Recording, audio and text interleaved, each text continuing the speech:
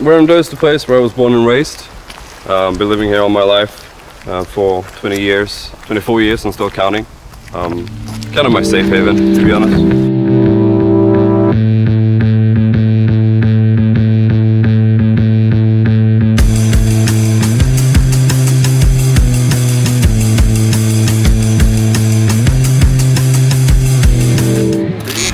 The thing about IDDQD, he has just been such a factor, and look at him strafing.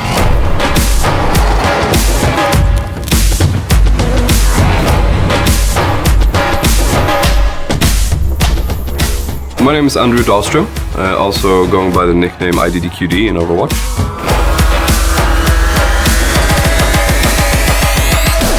It became pretty clear early on that, you know, you'd be in the spotlight, you'd be doing that, you'd be doing interviews, you'd be sitting on stage, people would be cheering for you, and all that sounded really amazing, you know, at first.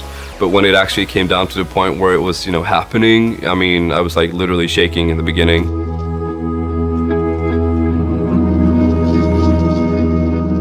I think it goes by the saying that what you don't understand, like you're kind of afraid of what you don't really understand, I guess is the saying. And I think that applies to my mother in many ways.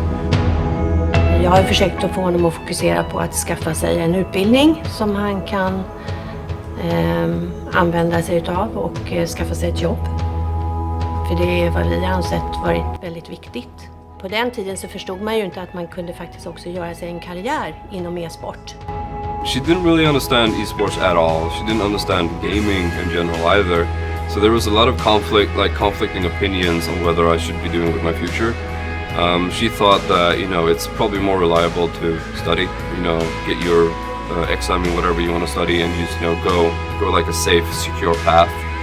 The more she understood, like the more she kind of, you know, studied the game, studied the scene and everything in and out, she started to also understand, you know, the whole scenario. It's very, very crucial that you have the family support when you're doing these things. It's kind of funny, I didn't choose McCree, he chose me. Oh! What a flashback coming out! And Seagull, not a chance! IDDQD, the goalie, he had one job to stop Seagull, and he did it beautifully. So what happened was, at the time, we needed a McCree player in the team, like very, very early on in the game. I didn't like him that much. He wasn't really appealing to me at all.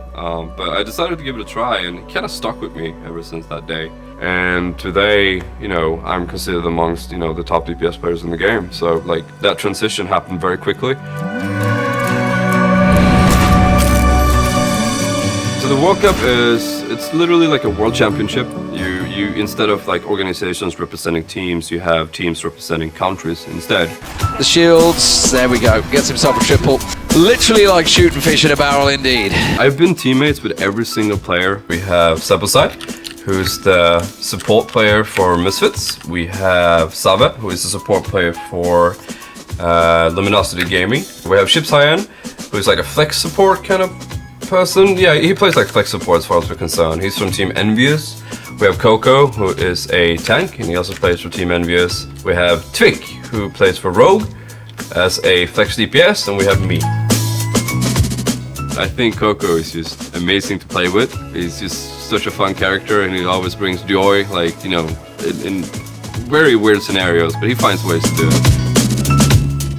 It's just a big part of like Swedish people in general. Like we start gaming so early on, and we become very serious early on as well. And it's just, I don't know, it's a part of us. It's just integrated in our game style, I guess.